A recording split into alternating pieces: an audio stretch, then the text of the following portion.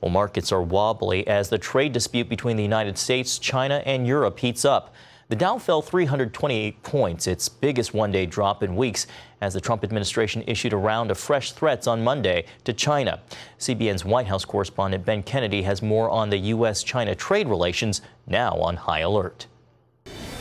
President Trump is not backing down on China. This round of tariffs targets 4 times as many goods, to the tune of $200 billion.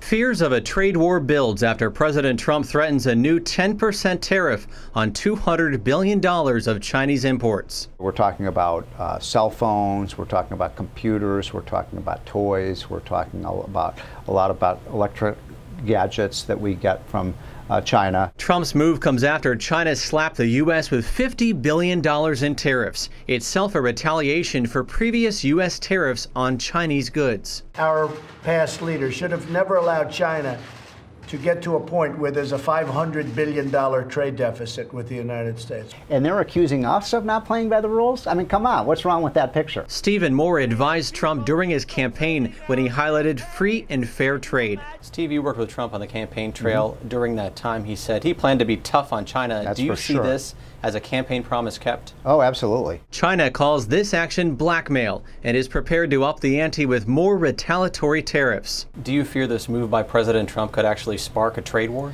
It could.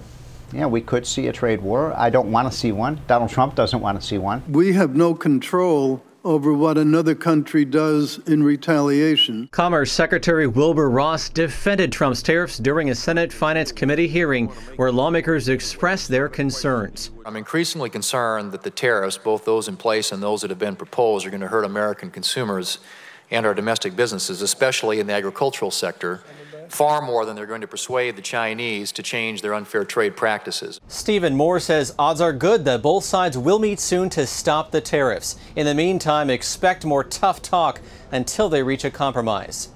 Ben Kennedy, CBN News, Washington.